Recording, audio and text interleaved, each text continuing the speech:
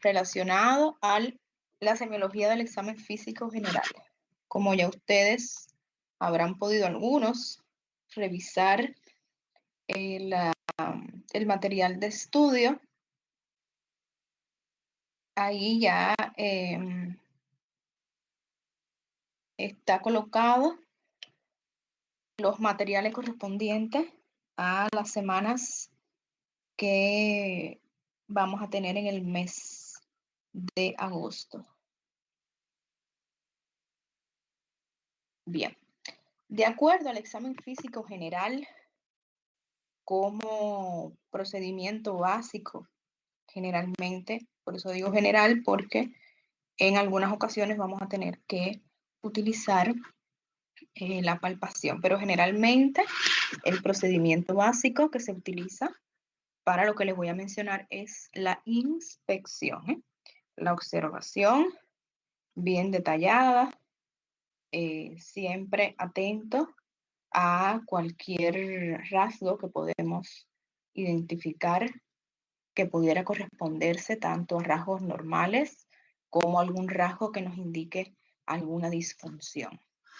Entonces, para el examen físico general se va a dividir en la marcha, o sea, cómo es que el individuo va deambulando, en el biotipo o constitución física, en la actitud, que sería la posición, y la actitud se evalúa tanto la actitud en el lecho, la actitud de pie y la actitud de sentado. Y también vamos a observar, vamos a examinar la faz, la cara, las mímicas que pudiera tener el individuo. Bien. Después tenemos que examinar la talla, el peso, que son medidas antropométricas importantes para evaluar en muchas ocasiones la nutrición del individuo, el estado nutricional, y también evaluar algunas diferencias que puedan observarse, como por ejemplo en pérdidas de pesos importantes, que nos puedan sugerir alguna alteración orgánica. Y dentro de los signos vitales, bueno, pues vamos a tener aquí la temperatura, entre los otros signos que también se miden, pero en este caso los demás, como la frecuencia respiratoria, la frecuencia cardíaca y la presión arterial, vamos a reservarlos cuando estudiemos los aparatos correspondientes, aparato respiratorio y aparato cardiovascular. Y bueno, y después finalizamos ese examen físico general con la inspección de la piel, mucosas y faneras. Faneras se entiende como que está compuesto por pelos y uñas, que son uno de los anexos de la piel. Pero este apartado de piel y faneras vamos a estudiarlo próximamente. Vamos a tener clases exclusivas para la piel y clases exclusivas para la fanera.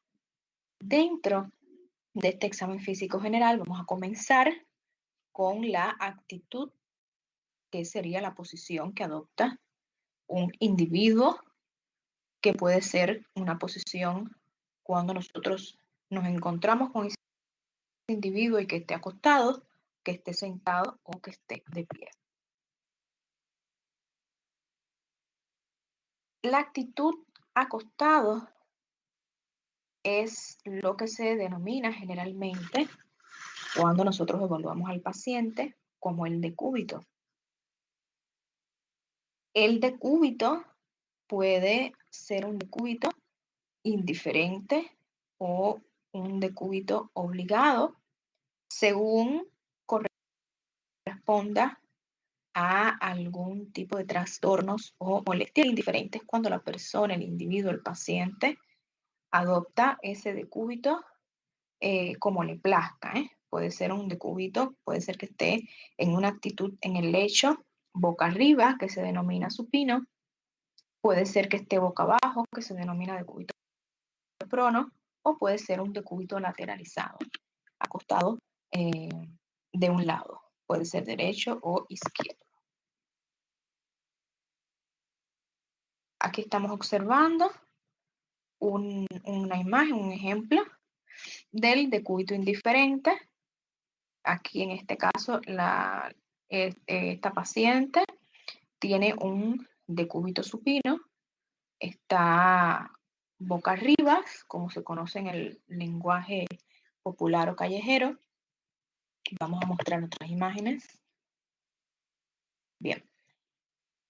El decúbito obligado, a su vez, puede ser activo o puede ser pasivo, siempre y cuando, en este caso, el paciente lo adopta, puede ser por su propia voluntad o puede ser obligado. Puede conllevar un alivio o ese alivio también puede estar perseguido por un trastorno, que en este caso sería una enfermedad. O simplemente el paciente no lo modifica y por tanto es un decúbito obligado del tipo pasivo.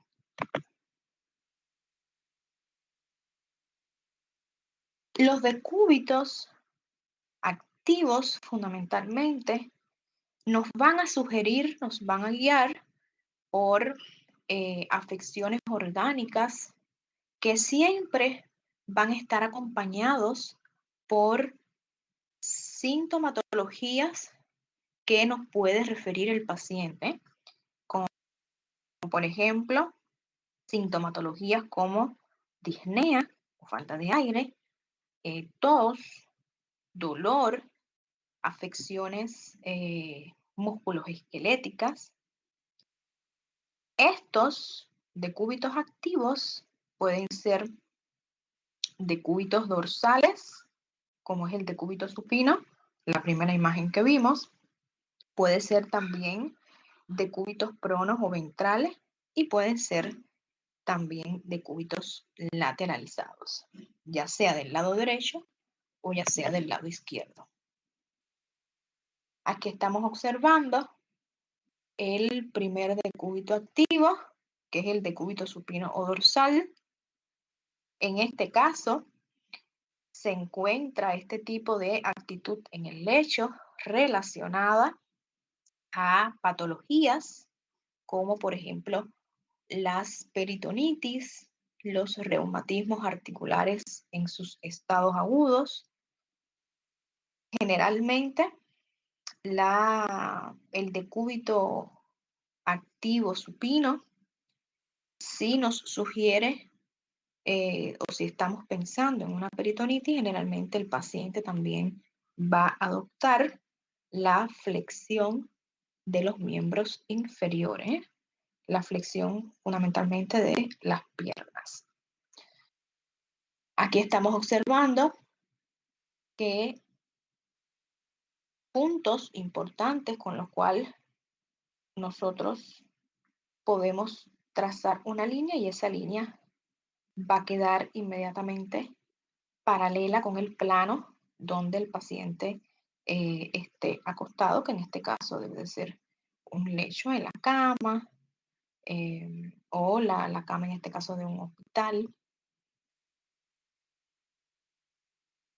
Bien, el decúbito activo ventral o prono lo podemos ver asociado a también afecciones que pueden ser afecciones dolorosas del abdomen.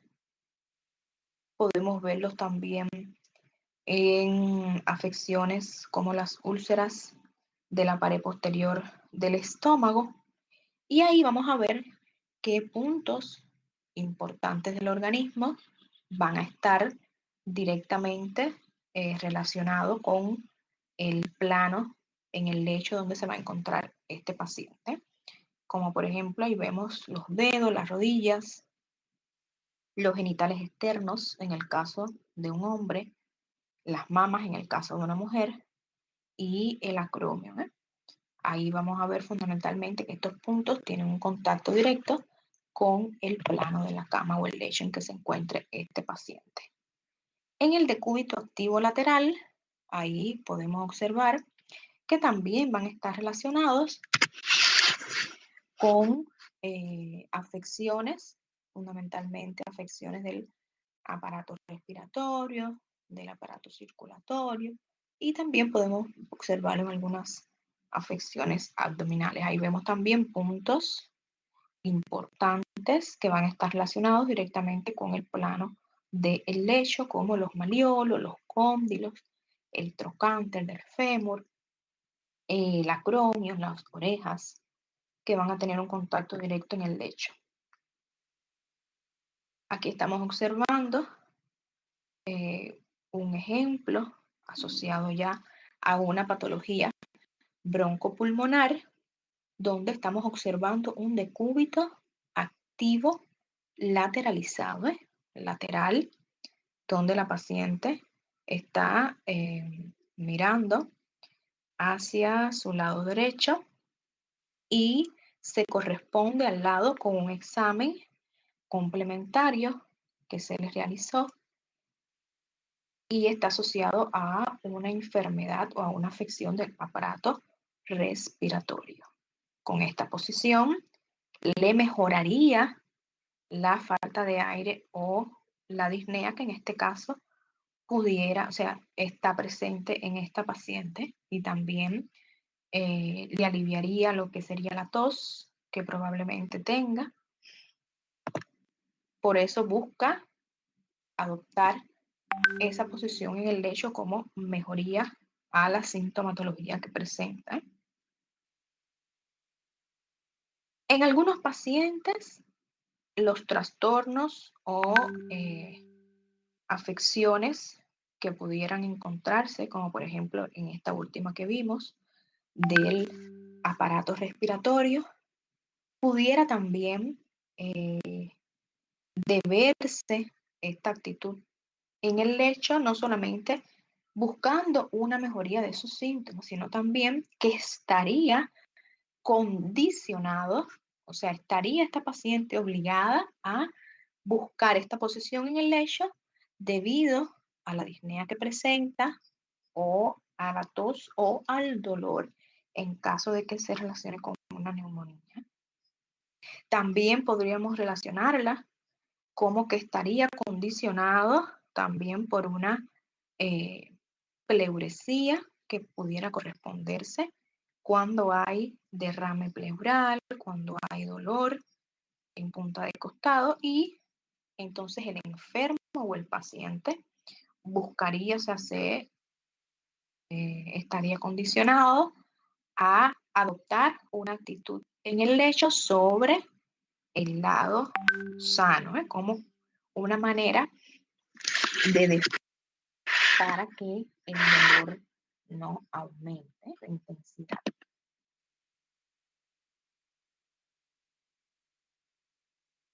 Después podemos observar en esta misma paciente que pudiera modificar esa actitud en el lecho al buscar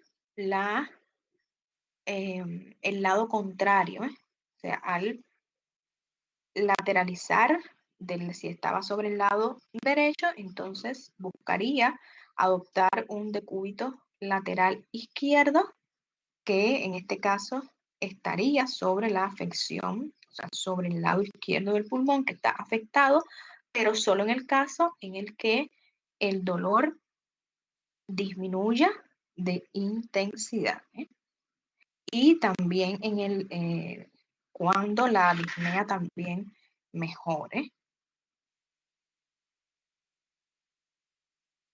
Otro de los ejemplos que podíamos citar relacionados a esta actitud en el lecho del decúbito activo lateral, lo vamos a ver en patologías también respiratorias, como por ejemplo las patologías que se encuentran en las radiografías de tórax con cavidades.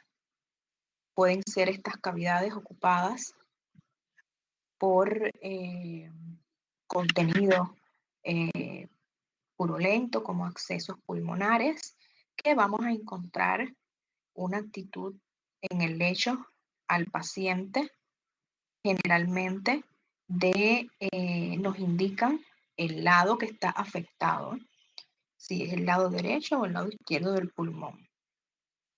Y con esta actitud van también a buscar, o sea, nos indican a nosotros ese camino, y por otro lado ellos están buscando un poco la mejoría de la sintomatología que acompaña, en este caso que sería una tos.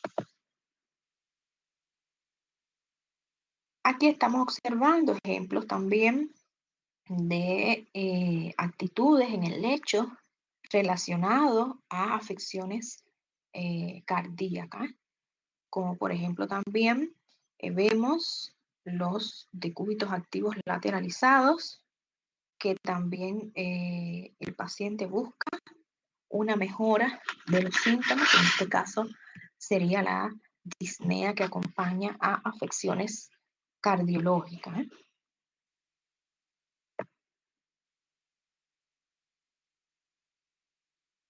Aquí observamos también un decúbito en el lecho de un paciente que prácticamente, o sea, está en el lecho, pero prácticamente está sentado. ¿Por qué? Porque no tolera el estar totalmente acostado, totalmente en un decúbito. Y esta posición se denomina posición ortopnea, cuando el paciente está en el lecho y está prácticamente sentado. Aquí en este caso la cama, observen el, el grado que presenta el paciente con respecto al lecho, que aproximadamente de un 45 grados o un poco más con respecto a la cama. Bien, aquí en esta posición, en esta actitud, en el lecho, podemos encontrar también que estén o semisentado, como es el señor que acabamos de observar, este paciente, o puede ser también sentado. Aquí esta posición facilita la respiración, alivia también la disnea, fundamentalmente de los músculos, que son músculos que participan en el proceso de la respiración, como es el músculo por excelencia, el diafragma, y los músculos accesorios, y que esto disminuye un poco también la congestión pulmonar, ya sea congestión cuando se debe a una afección pulmonar, o ya sea congestión vascular cuando se debe a una afección cardiovascular. Entonces, podemos inmediatamente relacionar con esta actitud en el lecho ortopneica a las afecciones que provienen del sistema del aparato cardíaco, o afecciones que provienen del aparato respiratorio, siempre relacionadas o siempre con el punto de partida del síntoma, que sería disnea, o que ambas afecciones puedan provocar esta disnea. Bien, vemos aquí otra también actitud en el lecho, que se denomina la posición genupectorial o la plegaria mahometana, que también es una posición prácticamente sentado en el lecho, como vemos esta paciente, y recostado, que generalmente lo podemos observar recostado de la almohada, o sea, colocan la almohada entre el abdomen y sus piernas, las piernas van a estar flexionadas y van a estar recostadas sobre esa almohada, y generalmente también están asociadas a estas afecciones, que pueden ser afecciones pulmonares o afecciones cardíacas, y relacionadas fundamentalmente con estos síntomas, síntomas de disnea. Generalmente la disnea es lo que ellos buscan para alivio o descongestión.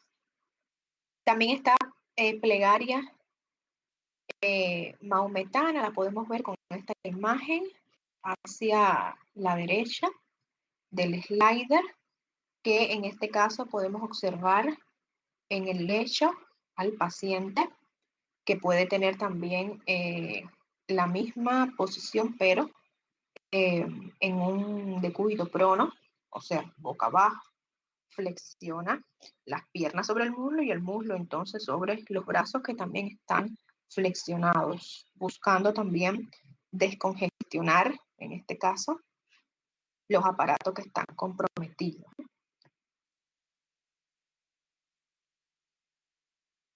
Bien, vamos a dar otras características, como por ejemplo, en donde nosotros observaríamos y nos daría una guía de qué es lo que pudiera estar presentando el paciente a la hora de nosotros, cuando con una simple observación o con una simple inspección observamos esta posición genupectorial, o en este caso la plegaria maometana. Se observa fundamentalmente en los derrames pericárdicos, pero derrames que son grandes derrames pericárdicos, y también lo podemos observar en cardiomegalias importantes, o sea, aumento del tamaño del corazón. Como bien ustedes pudieron observar, que en esta posición genupectoral o plegaria maometana vamos a encontrar al paciente que se puede, en este caso la imagen de la derecha, que se encontraba de rodillas en el lecho, o sea, con un decúbito prono y con las piernas flexionadas sobre los muslos, y los muslos sobre los brazos también, que van a estar flexionados. O podemos verlo también en otra modalidad, que es el paciente que se encuentra sentado en la cama y que se va a encontrar inmediatamente inclinado hacia adelante, buscando el apoyo siempre de un almohadón. En este caso, como bien yo les había mencionado, que cuando adoptan esta modalidad, que se encuentran sentados en el lecho, apoyados sobre un almohadón, lo que busca la posición es disminuir la congestión, fundamentalmente pulmonar, cuando compromete al pulmón. En este caso, cuando nosotros hablamos de decúbitos pasivos, ya dejamos atrás los decúbitos activos, que son aquellas posiciones que van a estar condicionadas por ciertas afecciones. Ahora vamos a ver los decúbitos pasivos, que son cuando nosotros encontramos el paciente que pudiera estar relacionado ante una pérdida de conocimiento. Podemos encontrar también pacientes en estados de postraciones, a los pacientes postrados, o también a los pacientes que presenten algún tipo de parálisis. También podemos observar los decúbitos pasivos ante cuadros infecciosos, como por ejemplo las meningitis, las poliomielitis, y también podemos verlos en cuadros de cefaleas que no corresponden a afecciones meningias. Observen aquí ejemplos de decúbitos pasivos, como por ejemplo la primera imagen a la izquierda, que es un decúbito pasivo llamado pleurostótonos, y la imagen a la derecha, un decúbito pasivo denominado emprostótono. En este caso, vamos a observar en ambos, observamos una flexión de la cabeza que puede ir con una orientación hacia abajo. Y vamos a observar también intensa flexión de los músculos, fundamentalmente músculos de los miembros inferiores, que buscan tener contacto con el tórax, y los talones buscan tener contacto eh, con los glúteos, ¿eh?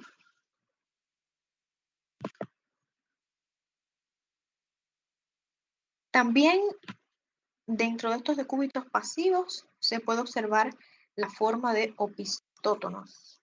Estos opistótonos generalmente se encuentran caracterizados por una contractura general de los músculos que acompañan, o sea, que están presentes en el cuerpo, ¿eh? De los músculos de los miembros, de los músculos del tórax, de los músculos abdominales. Generalmente vamos a observar esa contractura muscular hacia los músculos que acompañan paravertebrales en la porción de la columna vertebral cervical, y también de los músculos dorsales, con lo cual hacen que la cabeza adopte esa posición hacia abajo y hacia adelante, donde vamos a observar fundamentalmente este decúbito pasivo o pistótonos cuando el paciente presenta el tétanos, o también puede ser ante una intoxicación por estricnina.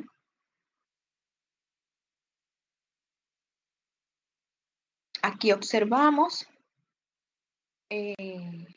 un paciente con esta actitud de decúbito pasivo, con este formato pistótonos. Este paciente es un ejemplo de la condición del tétanos, o sea, sufrió, es una fotografía tomada por un paciente que sufrió una herida en una batalla por allá por el 1809, y esta herida, por supuesto, este paciente no estaba inmunizado contra el tétanos y entonces contrajo esta afección, y nos representa ante un examen físico que le realicemos. En cuanto a la actitud o posición, vamos a verlo de esta forma, ¿eh? Contracción, como ustedes están observando, una contracción muscular generalizada que compromete miembros superiores y miembros inferiores. Observen la posición que adopta la cabeza, que va a estar sujetada prácticamente por los hombros, y va a estar también como que un poco metida entre los hombros, y los talones, en este caso, que van a ser los que van a tener contacto con la superficie en donde se va a encontrar el enfermo. Ya hoy en día, esta actitud o posición en el lecho va a ser un poco difícil encontrarla, porque prácticamente dentro del esquema de vacunación está el toxoide tetánico, que es para precisamente poder prevenir el tétano, ¿eh? Bueno, otro de los puntos importantes a la hora del examen físico general es la deambulación del paciente, que sería la marcha o la locomoción o el traslado de el cuerpo por el paso que realiza. La marcha también es importante y también nos orienta hacia algunas afecciones que pudieran estar presentes en el paciente.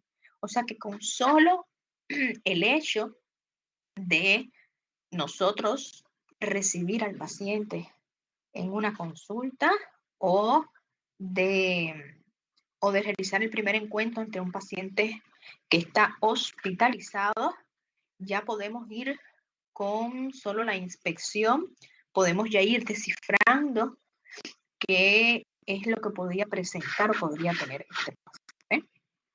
Aquí en la marcha intervienen aparatos importantes, intervienen también sistemas también especiales. Ahí nosotros evaluamos con observar la marcha o la locomoción.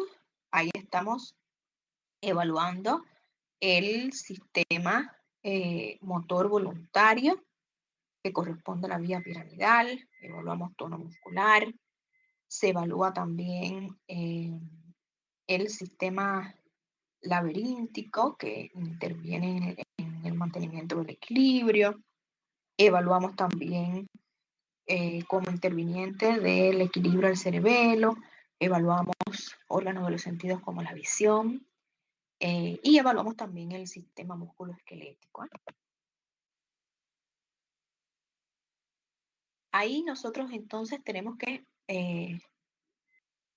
prestar atención en la coordinación que debe de presentar los brazos, o sea, movimientos coordinados, movimientos simétricos y también la posición del cuerpo a la hora del desplazamiento del organismo. O sea, una posición erecta, cabeza erguida y los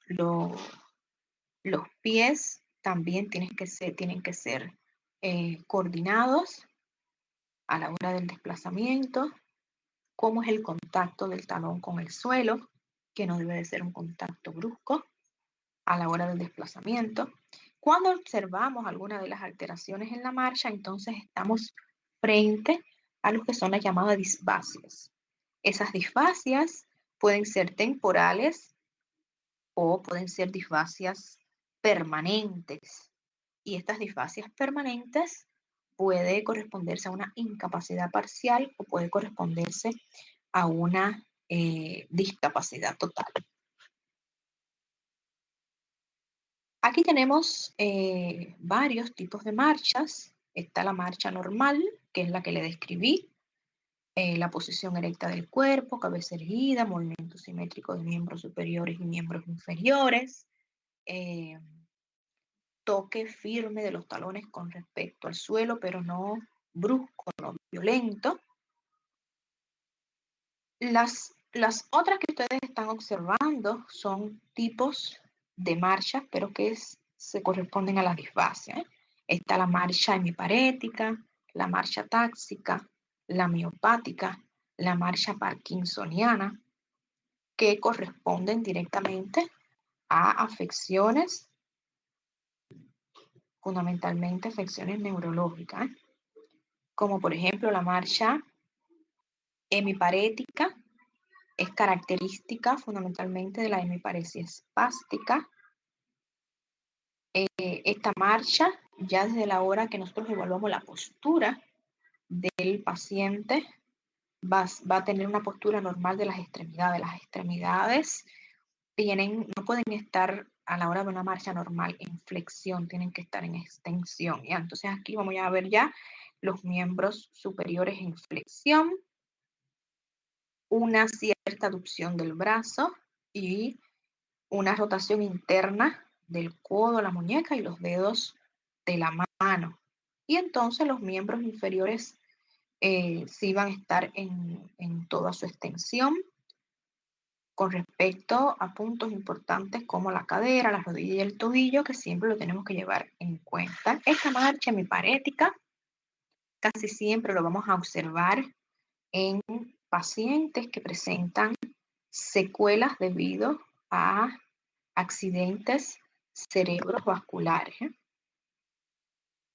En la marcha atáxica o tabética, que es una disfasia también, es una alteración de la marcha, ahí nosotros estamos observando imágenes de este tipo de marcha que se va a caracterizar fundamentalmente por la inestabilidad que va a presentar a la hora del desplazamiento a la hora de la locomoción, el paciente, que siempre va a tener una mirada orientada al suelo. En este caso va a tener una alteración en la coordinación, fundamentalmente la coordinación de los miembros inferiores, que en este caso, cuando levanta o desplaza el miembro inferior, lo hace siempre de una manera brusca, con más de la fuerza necesaria, y va a golpear bruscamente también el suelo, ¿eh? Y no lo hace solamente con el talón, sino con toda la planta del pie. Esta marcha táxica o tabética se observa fundamentalmente en trastornos sensoriales del sistema nervioso o trastornos también propioceptivos, también de afecciones neurológicas. Aquí está un ejemplo de la marcha miopática o anserina. Miopática, ¿por qué? Porque cuando nosotros observamos la marcha de estos pacientes, nos hace imaginar al ganso o al pato como animales. O sea, los miembros a la hora de la marcha, los miembros, en primer lugar, si analizamos la postura del paciente, no es una postura erguida, erecta, o sea que está inclinada hacia un lado. Los miembros inferiores, observen cómo no están en extensión, tienen una ligera flexión. Y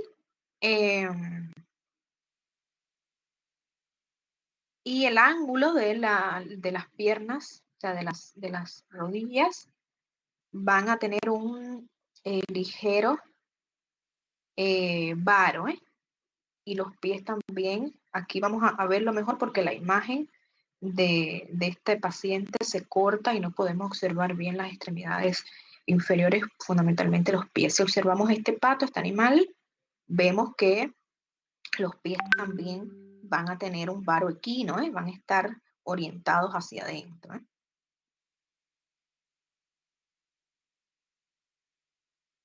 La marcha parkinsoniana, que también es una de las displasias o alteraciones de la marcha, vamos a observar al paciente que tampoco presenta una posición erecta, erguida.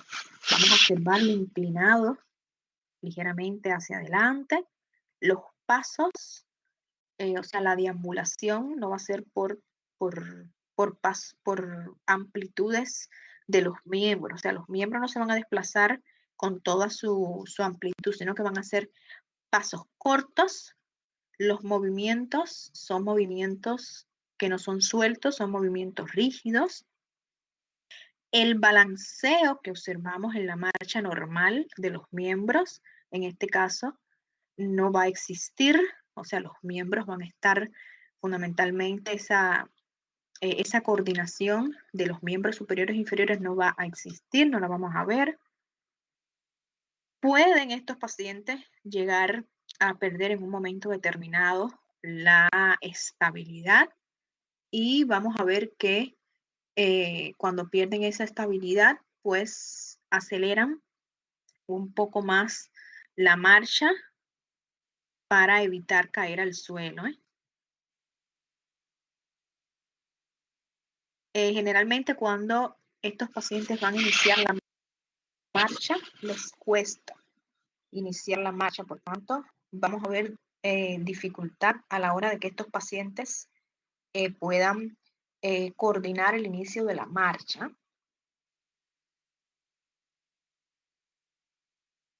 Bien. Con respecto a otro punto importante del examen físico general, es la constitución del individuo. Aquí en la constitución del individuo vamos a ver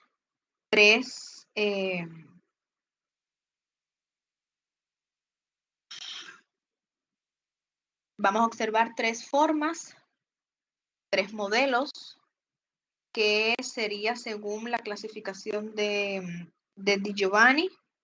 como los sujetos que son longilíneos, bremilíneos y normolíneos. En los sujetos longilíneos observamos características como, por ejemplo, el tórax es alargado, el cuello también es alargado, la musculatura de los miembros inferiores y superiores puede verse normales, pero generalmente el longilíneo es como el que se le dice en la calle el atlético, la persona atlética. El brevilíneo, vamos a observar cabeza grande, cuello ancho, corto, el tórax también ancho, extremidades cortas, pueden ser también, presentan musculatura desarrollada también. Y el normolíneo es aquella persona que presenta estándares normales con respecto a la longitud del cuello, con respecto a la característica del tórax, de los miembros inferiores y superiores. También tenemos otra clasificación, que es la clasificación de Kretschmer, y que podemos ver al individuo que se le conoce como leptosómico, al individuo atlético, al individuo plícnico o pícnico y al individuo displástico. El leptosómico, que es la primera imagen que estamos observando del tipo constitucional del paciente, y es importante que nosotros observemos al paciente tanto en un plano frontal como en una vista lateral.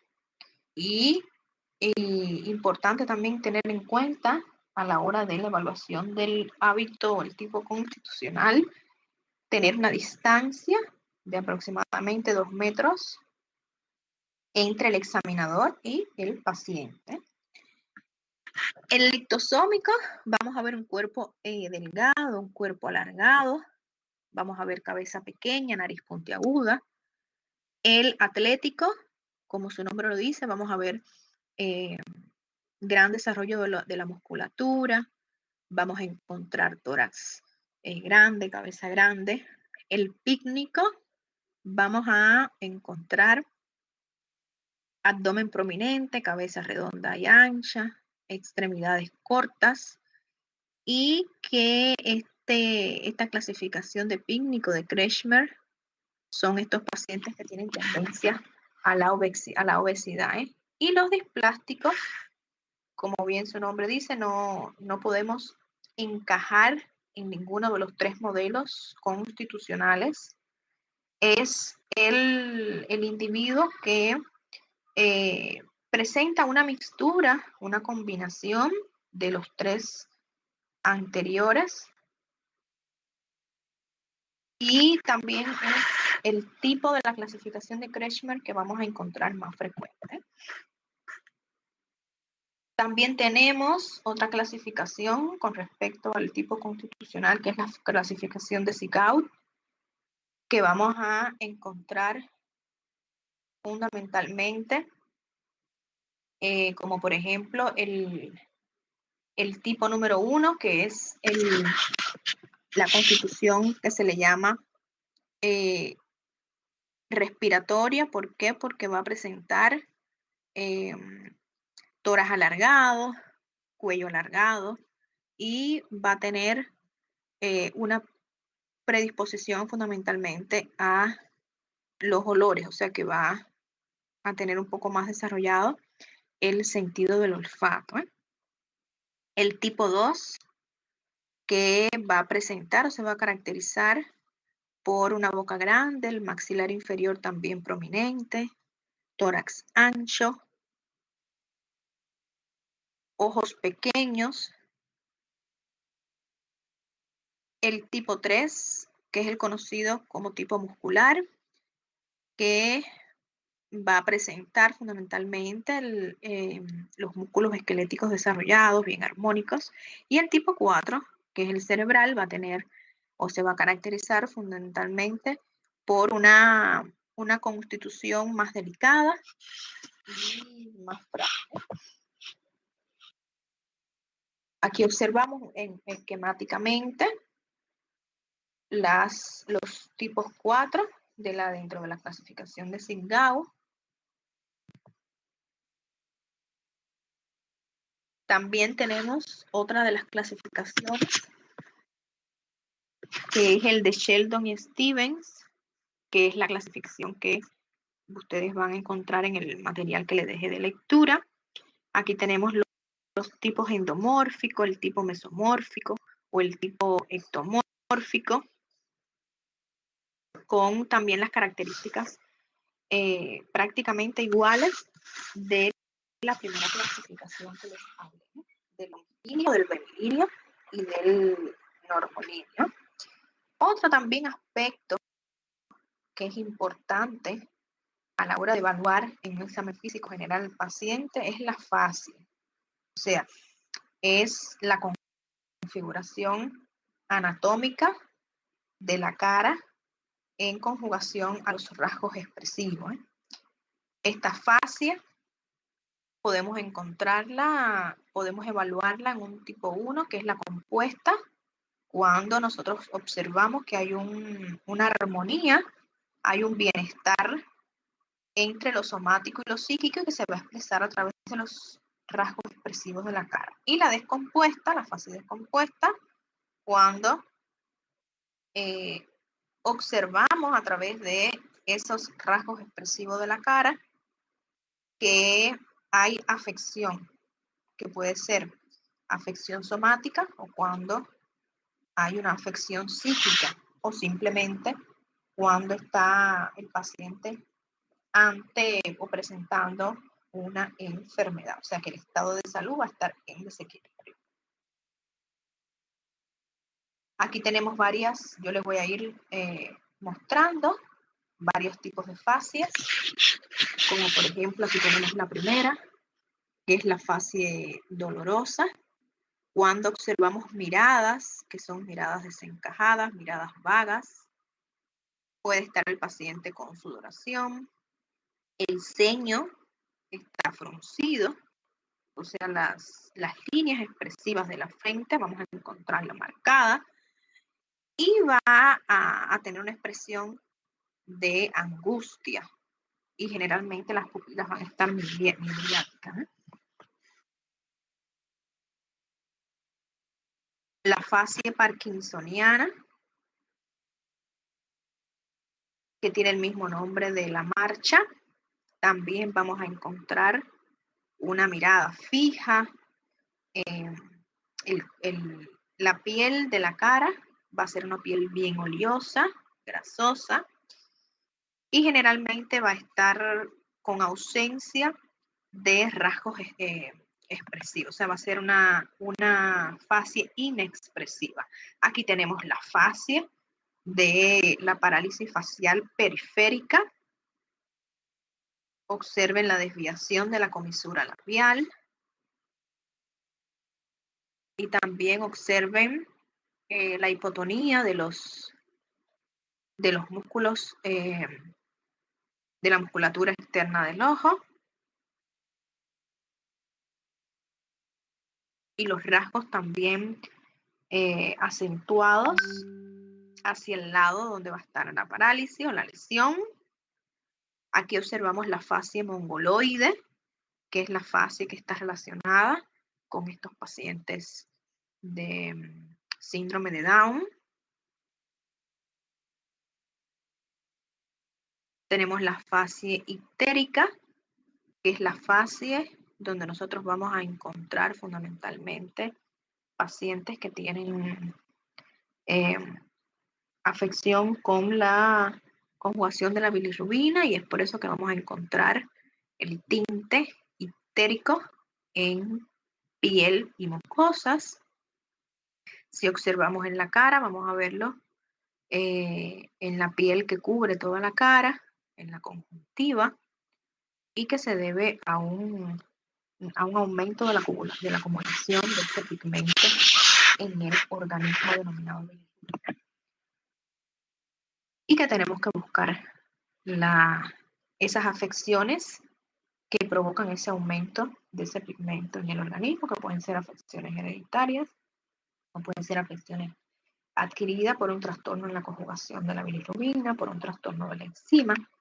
Bien, tenemos la fase edémica, que vamos a ver la coloración pálido, amarillento de la cara, con grados de edema palpebral. Vamos a ver también palidez cutáneo mucosa, que corresponde a la anemia que presenta, o sea, la disminución de la concentración de hemoglobina en el organismo del paciente. Por lo tanto, lo que más nos llama la atención es la palidez del rostro y el edema periorbitario. Vemos también, aquí estamos viendo la fase cianótica, esa coloración azulada en nariz, en labios, en mejillas, que corresponden a alteraciones de la concentración de oxígeno. Vemos también la fase anémica, que es cuando observamos la piel que recubre la cara, que ha perdido el color normal, que tiene una palidez acentuada y que esa palidez va a comprometer también mucosa, la mucosa oral y la mucosa también de las conjuntivas cuando realizamos el examen físico de la mucosa. La fase acromegálica, observen aquí los rasgos que presenta esta fase, que vamos a ver una frente prominente, observamos aumento de tejido laxo alrededor de las orejas, alrededor de los labios, alrededor de la nariz, y también vemos el maxilar inferior también bien prominente. Esta fase acromegálica la vemos fundamentalmente cuando hay tumores hipofisiarios.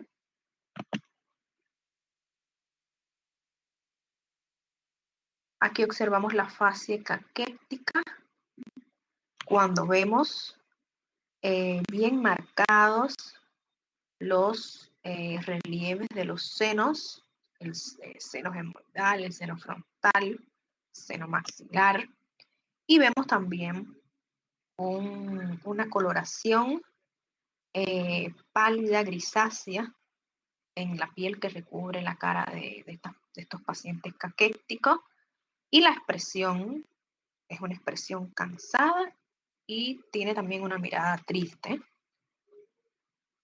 Esta fase caquética, bueno, pues nos orienta a los estados de desnutrición de los pacientes. Bien, y hablando del estado de nutrición, bueno, pues vamos entonces a pasar a la evaluación del peso y de la talla, que son medidas antropométricas que tenemos que llevar en cuenta a la hora del examen físico general.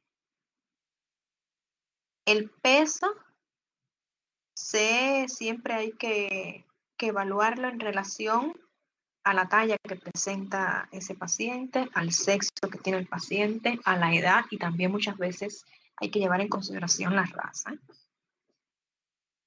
Según la fórmula de Broca, que también ustedes lo van a encontrar en ese material de lectura, nosotros podemos tener una idea de rápido, un cálculo que hacemos primeramente cuando determinemos el peso del paciente y después determinemos la talla. Se le resta 100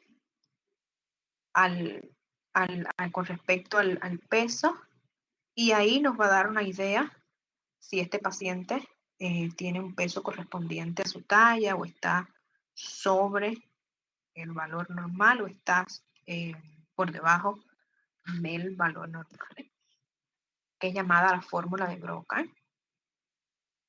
Con respecto a la obesidad, aquí tenemos dos formas de obesidad: la obesidad androide y la obesidad ginecoide. La obesidad ginecoide es la figura, o sea, en el caso de la mujer, la forma de sirena que observamos, o sea, que es dónde es que va fundamentalmente, o los depósitos, donde se va a acumular fundamentalmente este aumento del tejido adiposo, y se dibuja, se representa, se hace representar por una pera, ¿eh?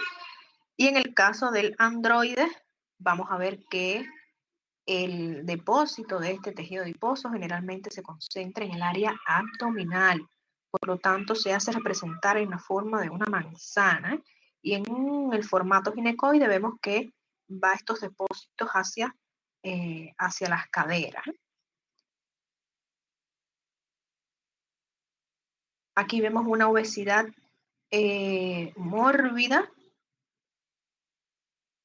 Vemos aquí el acúmulo de tejido adiposo que se hace generalizado, o sea que no vemos como en la obesidad androide o en la obesidad ginecoide los depósitos selectivos del tejido adiposo, sino que en este caso es una obesidad generalizada, el depósito es generalizado, miembros superiores, miembros inferiores, abdomen.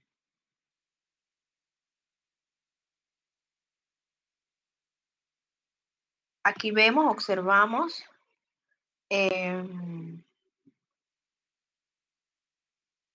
una representación del el hábito constitucional delgado. Generalmente tenemos que evaluar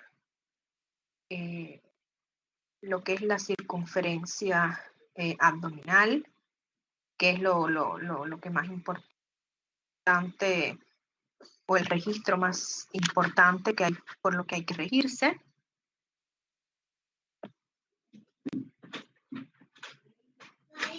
Vemos aquí, en cuanto a la desnutrición, miren aquí este paciente cuando estaba en niveles de pesos adecuados, y aquí el mismo paciente en estado caquético con una desnutrición proteica importante. Observen cómo es el hábito constitucional. Está disminuido, o sea, disminuido su panículo adiposo. Vemos los contornos óseos, las parrillas costales.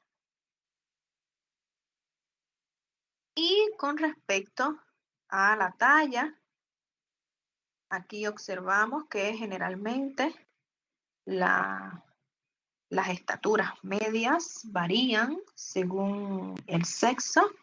Un aproximado en los hombres 1.60, una estatura media, y en la mujer 1.54. También les había comentado que estos valores también sufren variaciones según la raza. Para evaluarlos se utilizan los tallímetros, o simplemente también se puede con una cinta métrica. Se coloca al paciente,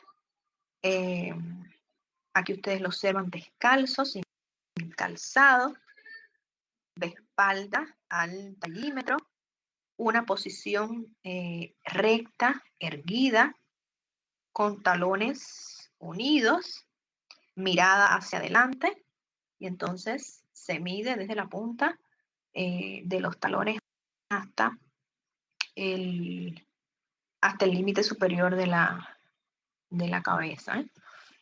Y también con respecto a la toma, que se me olvidó mencionarle, del peso, están las balanzas.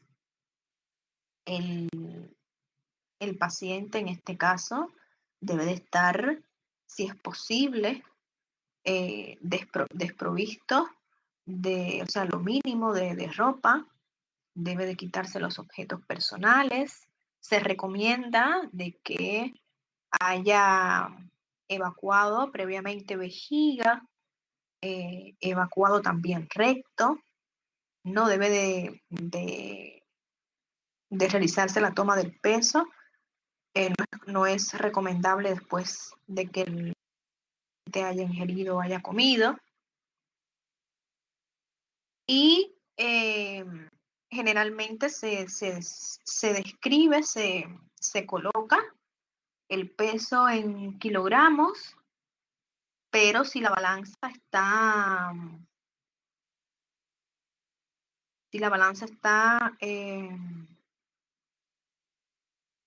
en libras, si está programada en libras, bueno, pues se hace la conversión, al igual que el tallímetro. El tallímetro, o sea, la talla se expresa en centímetros, pero se puede realizar también las conversiones pertinentes. Si el tallímetro está en pulgada, bueno, pues se hace la conversión pertinente, se multiplica por 2.5.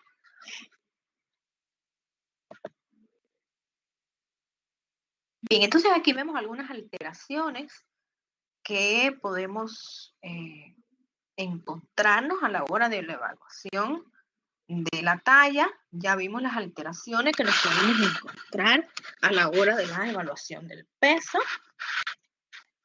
Tenemos el individuo normopeso, el individuo sobrepeso, tenemos la obesidad extrema, que es la obesidad mórbida.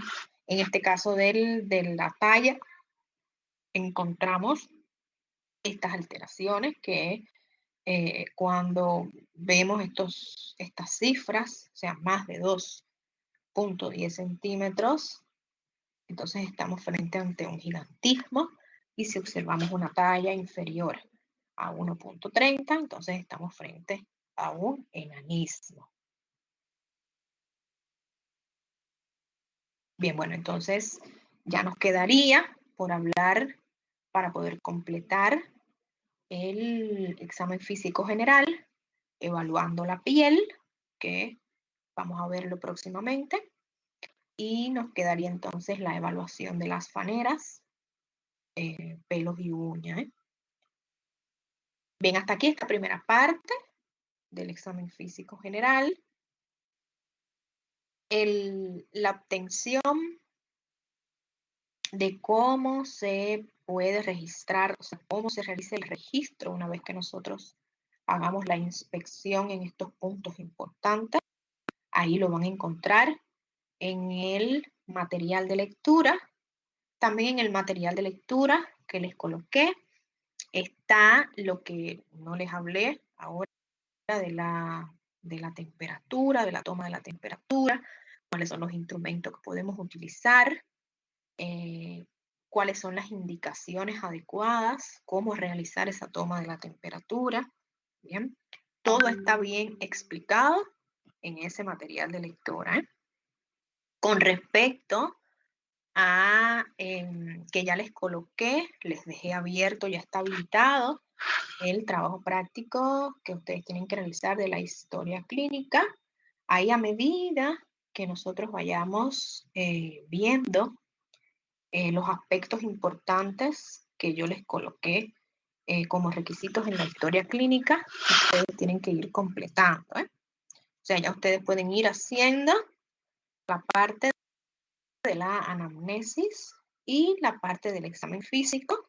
Entonces lo van a ir completando a medida que vayamos viendo. O sea que ya después del día de hoy, ya ustedes pueden ir completando esta primera parte del examen físico regional, y ya después le quedaría solamente completar la parte de la piel y el registro de las faneras. En ese material de lectura está todo completo, la forma del registro, la forma de cómo se registra el examen físico de la piel, cómo se registra el examen físico de la fanera y cómo registramos todo esto que les acabo de hablar, cómo se registran la marcha, la aptitud, tipo constitucional o biotipo. Bien, bueno, entonces, ¿alguna preguntita?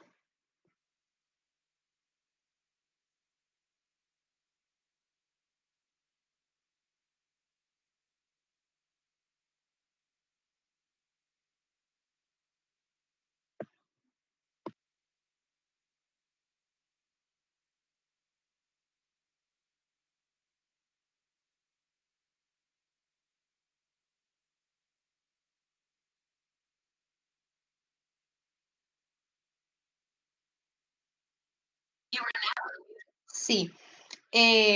Bueno, por acá me preguntan que si esa historia clínica puede ser de un paciente sano o si puede ser de un paciente con alguna patología específica, ¿eh? Yo les recomendaría para no complicar, para que ustedes no se compliquen, que lo realicen preferentemente de un individuo que esté sano, ¿eh? Es para que ustedes vayan viendo la manera en que se confecciona primeramente la historia para que vayan ya eh, familiarizándose con las partes y también para que vayan haciendo ya el registro, ¿eh? Ya después van a tener tiempo de realizar entonces ante una patología específica. Bien,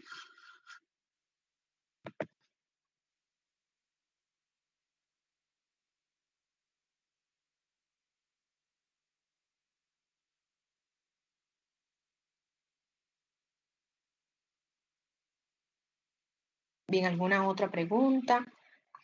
¿Alguna otra duda?